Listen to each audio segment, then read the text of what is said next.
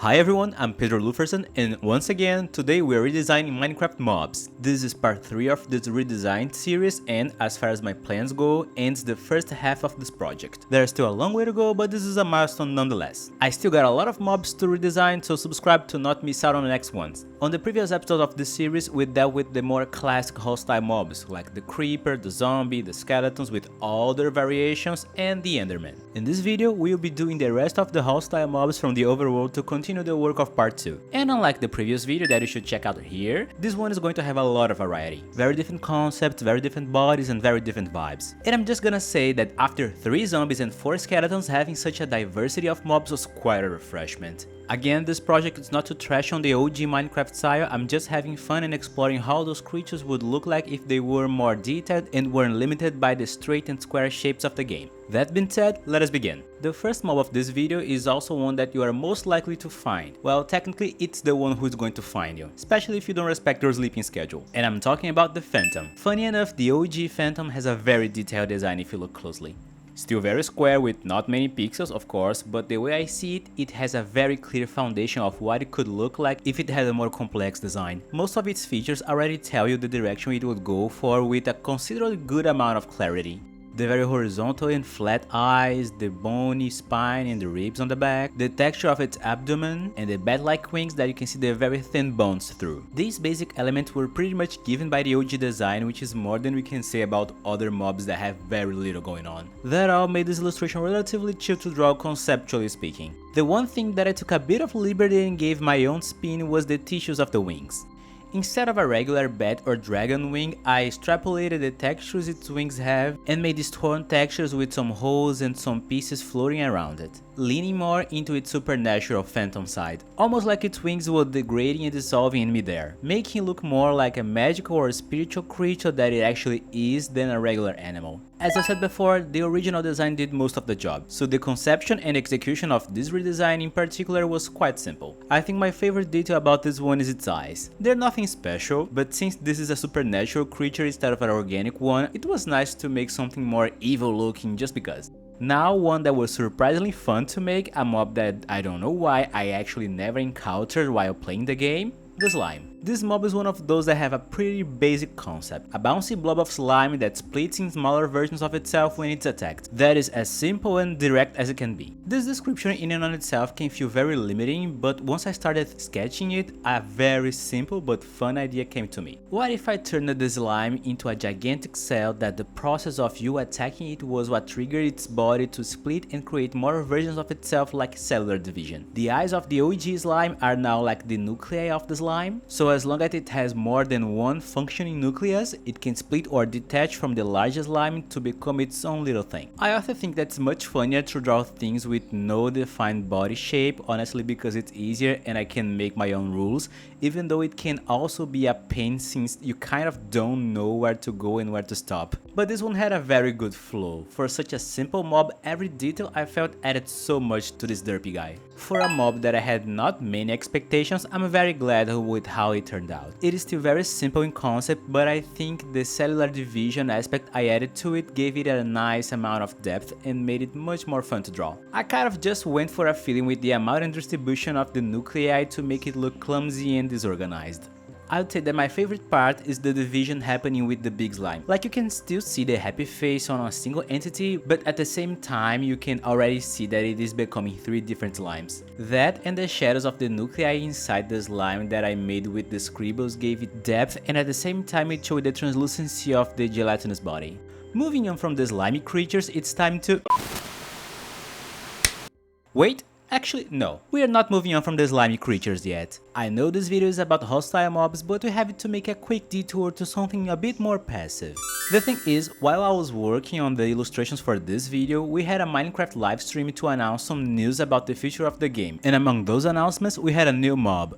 So just this once, let's take a quick break from the hostile mobs while staying on the slimy territory and welcome the newest slimy little guy, the Sulfur Cube. First thing worth mentioning is that my Sulfur Cube are not, well, Cubes. Even though they have cubes in their names, making them remain cubes would be against the purpose of this whole thing, but I'm gonna keep calling them cubes anyway.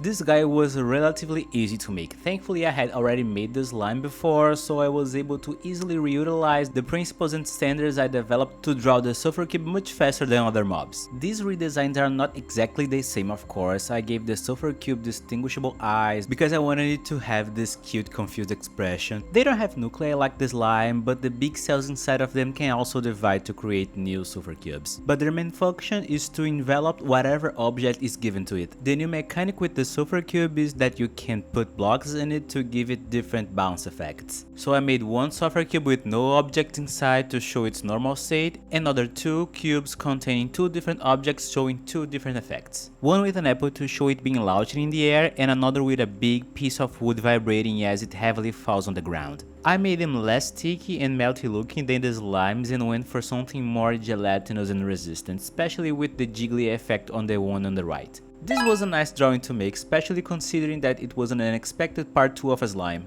I think I was able to get enough of what I learned with the slime and use it to create something that is quite similar but with its own identity. It is a bit weird and funny to use your own drawing as a reference, which I have been doing constantly in this Minecraft series, but in that case I felt like it was more than expected to look at what I had done and heavily use it as an excellent blueprint, so I could create what I perceived as basically an alternative version of something that I have already done. Luckily I really liked what I did with the slime and thought that it would suit the Sulfur cube very well, and I think that was the right call. On a random tangent, looking at them side by side, it almost looked like the slime would taste like lime and the Sulfur cube would taste like lemons if they were candy or jello, which I think is a funny happy accident. Now actually moving on from the slime, let's talk about a different version of a mob that I already redesigned in a previous video. A grumpy version of the alley that I made in the first episode of this project that you can check out right here, and that is the Vex. Since I already had the base of the LA to work with, the Vex was not a big challenge. The key elements that I had to pay attention were texture and of course the red on its face. The texture was a really important change. The LA had a fluffier and inviting texture, which is the opposite of what the Vex needed, so I made it have basically no curves anywhere on its body. Everything is pointy, sharp and ready to attack, almost looking like it's covered in spikes. And for the knives they are holding, instead of just mini swords, which I don't particularly like in the original design, I gave them these rudimentary blades, like the most primitive version of a knife, basically a rough piece of unevenly sharpened metal. I believe these feel more in line with their barbarian and wild vibe. Now for the red on their angry faces, I used something similar to what inspired me to create the dresses for the allies, which was the process of skin shedding, like snakes. For the Vex, the red is actually hidden underneath a layer of its pale blue skin, and it opens like a flower to scare its victims when it's time to attack. A very Demogorgon inspired move. I pretty much expected this one to go smoothly given that I already made the alley, and it actually was. Making the red face was hands down the funniest part of it, and the color contrast with their pale blue bodies looks very nice. Other than that, pretty much like the LA previously, not much going on with this guy. Now let's do two different mobs that are actually the same, just with different ages, the Guardian and the Elder Guardian. For these mobs, the source of inspiration, the pufferfish, couldn't be more obvious, but I actually took some liberties while making these guys. I gave them more fins and made their tails much thicker to look like they would actually be able to move more efficiently.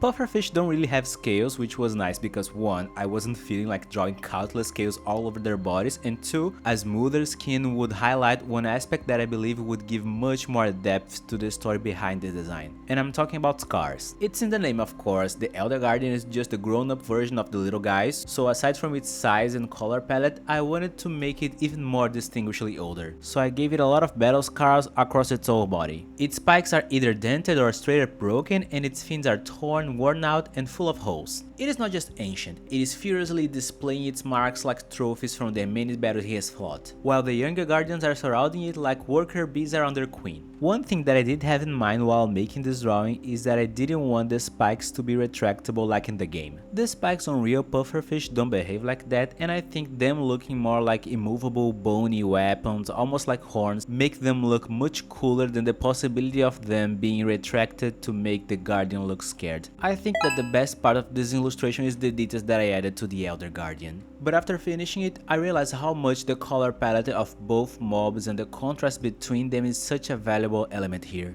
The orange and the green on the Guardians look really nice, but seeing that they will grow into this mob with a grey skin and faded fins, almost replicating grey hair, all of that with the deep and eye-catching blue of its huge spikes builds such a nice contrast. If I was working on the concept of a creature like this, I wouldn't have chosen these colors, but I'm glad the artist working on Minecraft did, because for me they look unexpectedly good. But before going to the next mob, subscribe and like this video, that really helps the channel a lot. It would make me very happy and you won't miss out on the next videos of this Minecraft series. Also leave a comment telling me what you think of the mobs that I made so far.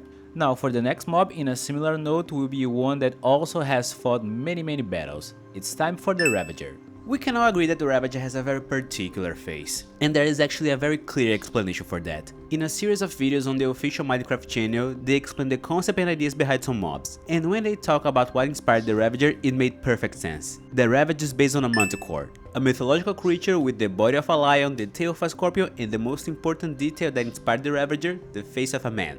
That was the basis to create the Ravager, a ferocious quadruped beast with the face of a person. Well, in that case, the face of a illager. And that did it for me. I'm a fan of Greek mythology as much as the next Percy Jackson reader, so making a manticore sounded like a fun idea. The concept itself is pretty direct, and the original design has a very nice amount of very well-defined elements. It had very clear proportions and features. And just by looking at it and feeling its vibe, and quite honestly the color of its skin, the animal that quickly came to my mind was rhinoceros. Large body, grey skin, a hump on its back, and a low head. I even threw a bit of Komodo rhinos when I was thinking about their feet just to make them a bit more pointy. But its face itself obviously had nothing to do with rhinos at all. For the two horns that are on the side of its head, I was mostly inspired by bulls, and the face itself was a mixture of many different things. To be clear, I haven't redesigned the illagers yet, so I had no material to inspire me aside from the OG mob in this redesign. I kinda had to create the face of an illager, but simultaneously change it to look more animal-like. I wanted to balance the illager face with the details that would not change it too much, but still would give it a beast-like look, making the overall design more cohesive. My favorite part of its face is its nose,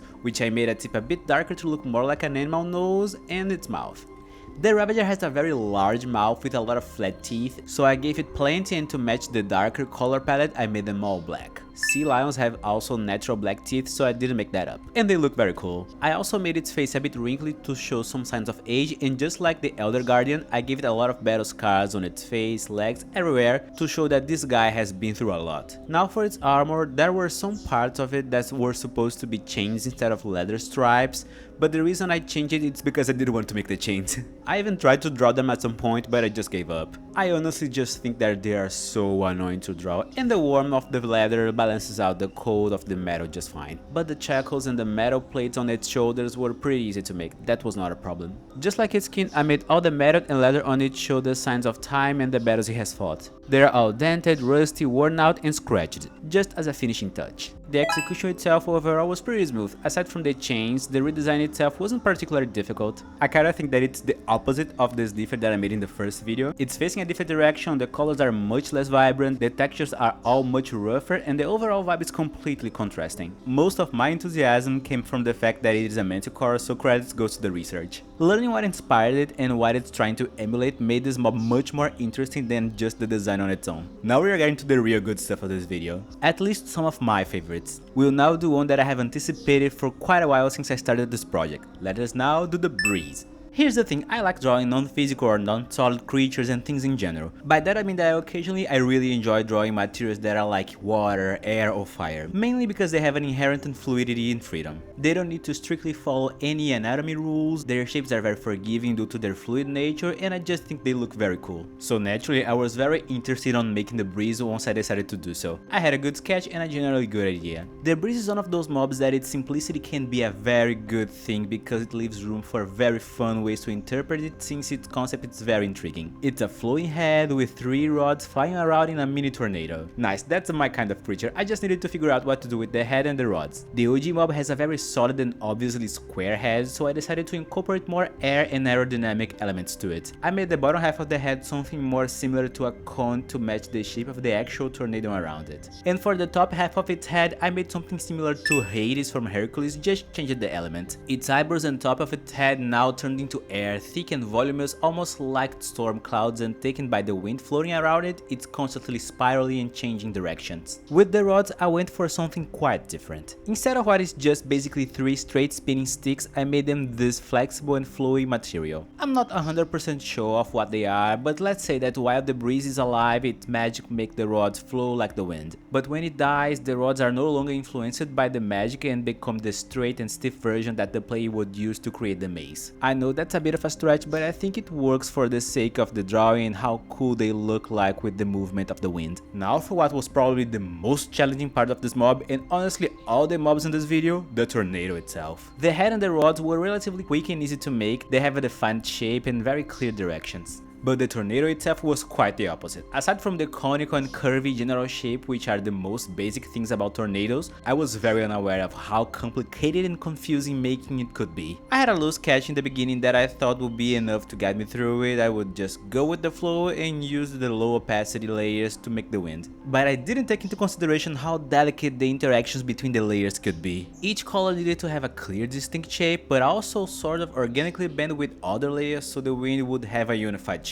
There would have to be different opacity levels to show the wind that is heavier and closer to the head, never as dark as the head, but never too light that it would disappear. At first I tried to do it randomly, but at the end I deleted almost everything and started over with a very intentional sketch, defining the basic central shape of the tornado and adding the outline of what would become shapes much closer to clouds than to just brush strokes resembling wind. Playing a lot of the opacity as you would when dealing with the wind, but also adding a lot of white. Because since the background is white brush strokes helped both with the transparency of the wind and the sense of depth and volume of the tornado. And as a finishing touch that actually was much more essential here than it would probably be in other illustrations, our standard sketchy lines added closer to the end helped a lot with the sense of fast and constant movement that the wind needed to have. That was an unexpected journey, but after all the trouble I had with this guy, I still like the final result, pretty much. I even risk to say that this is my favorite redesign of this video. Despite the difficulties, I still like the concept of this mob a lot. It looks really cool and I think I did a really good job bringing the breeze to this new lens and explaining its characteristics. Not to mention that the color palette of the overall illustration looks very nice.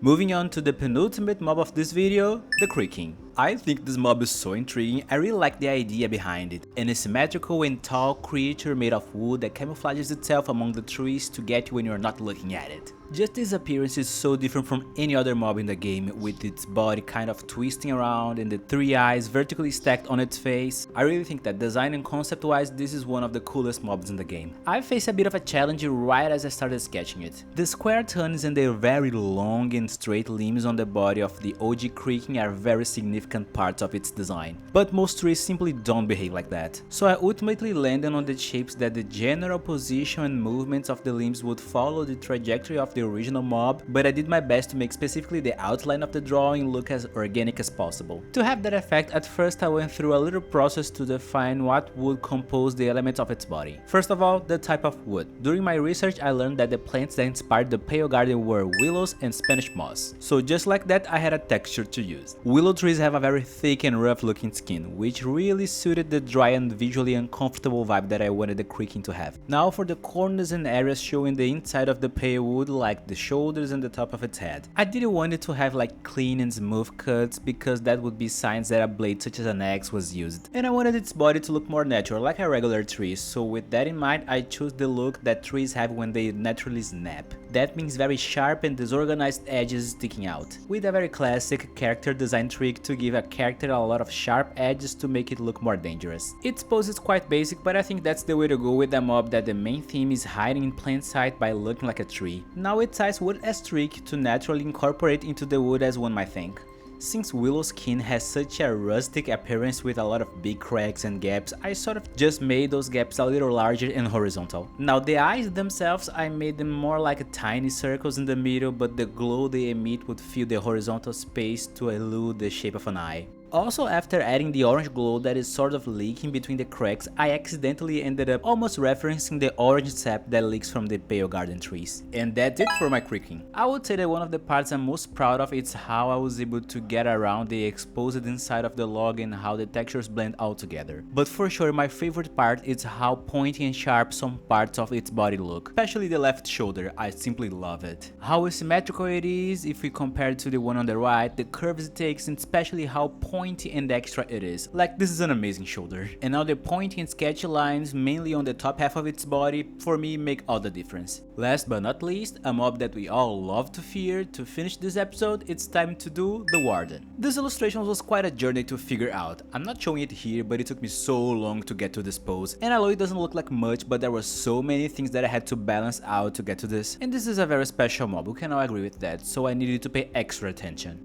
Its size, sense of scale, proportions to make it look big even though there's nothing around it to compare, its limited body language, the proportion of its limbs, the sense of movement, and the added changes like the fingers and therefore the hand poses. All of those were relevant factors that I had in mind to get to this pose that is fairly simple but shows as much as a single image of the Warden can show about its design and personality. I might be overthinking that, but it is what it is. Anyway, after the sketch for the pose was done, everything went fairly well. At the end, this redesign reminded me of what I said about the Phantom in the beginning of the video. The original design has elements that are so distinct and the pixels and the colors are used with so much intention that the actual redesign was relatively easy to figure out. It gave pretty much everything that I needed to make this illustration, and adapting these elements was much easier than with other mobs. I would say that the main choice that made this redesign interesting was the thing that I'm gonna call wood texture. I'm talking about the shoulders, ribs, fingers, feet, and knees. It's not actual wood, obviously, you could say that it's bones or any other hard material. But what inspired me were these distorting trunks of wood forming these twisted shapes. That texture on the Warden for me was really important to figure out. We don't have a lot of information about its origins, we just know that it's probably as old as the ancient cities and it spent all its time underground waiting for the signal to attack. So a hard and rough looking skin was essential. Aside from the pale parts, that also helped me fill the rest of its body with much more texture, where in the original mob, it's almost pure black. I also didn't want to put a lot of light aside from the glowy spheres in the chest and a little glow on its head, because I didn't want to take away from the darkness of its body.